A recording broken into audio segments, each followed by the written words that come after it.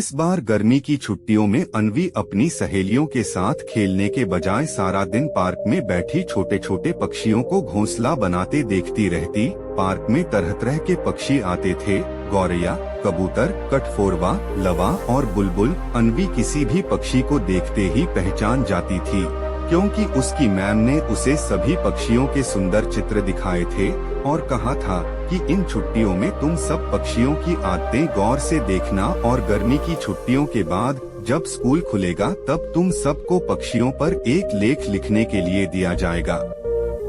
सबसे अच्छे लेख पर जो किताब इनाम में दी जाने वाली थी वह भी बच्चों को दिखाई गई थी।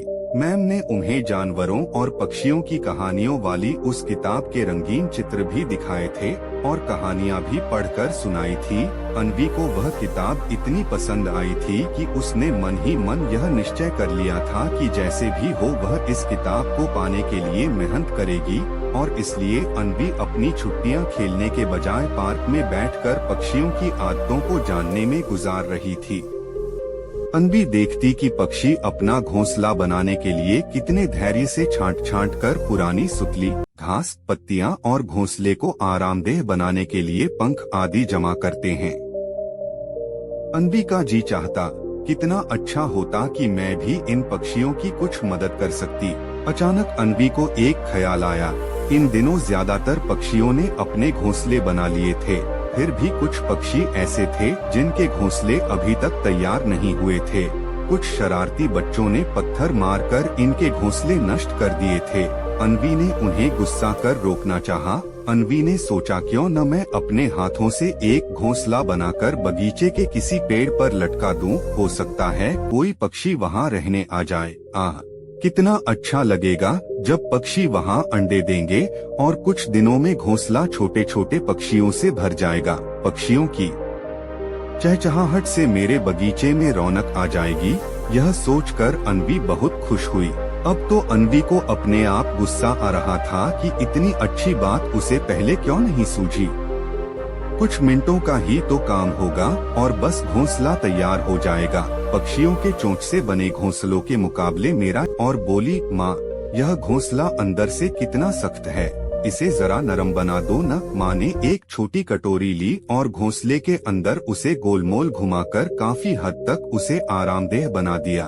उबड़ खाबड़ तिनके और कागज बैठ गए थे। कहाँ तो अन्वी ने सोचा था कि घोंसला बनाना तो कुछ मिनटों का ही काम है और कहाँ सारी शाम घोंसला बनाते बनाते गुजर गई। चिड़िया चोंच से घोंसला बनाती हैं, पर कितने सलीके और सफाई से बनाती हैं। हाथों से तो कभी ऐसे घोंसला बनाए ही नहीं जा सकते। सुबह अन्वी ने बड़ी शान से वह घोंसला बगीचे के एक पेड़ पर लटका दिया और खुद कुछ दूरी पर खड़ी इंतजार करती रही कि कोई पक्षी आकर उसे अपना घर बना ले।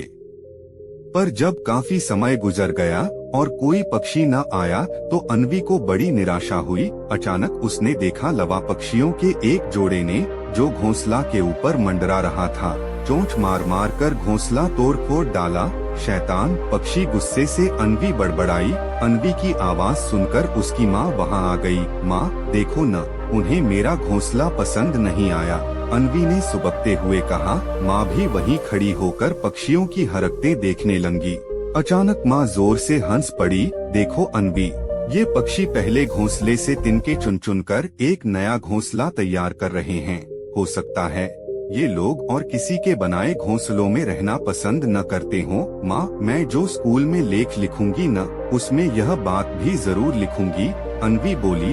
अन्वी, पक्षियों ने घोंसला चाहे जिस कारण तोड़ा हो, पर वे तुम्हारा बड़ा एहसान मान रहे होंगे कि तुमने घोंसला बनाने का सारा सामान एक जगह जमा कर रखा है।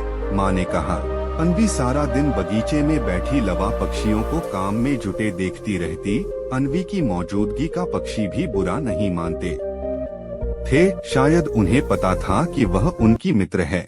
छुट्टियों के बाद जब लेख प्रतियोगिता हुई तो अन्वी को प्रथम पुरस्कार मिला। इनाम वाली किताब हाथ में पकड़े अन्वी अपनी सहेलियों को बता रही थी। तुम्हें पता है, मैंने एक नहीं 2 इनाम जीते हैं। एक तो यह किताब और दूसरा अपने बगीचे में छोटे छोटे लवा पक्षियों से भरा घोंसला।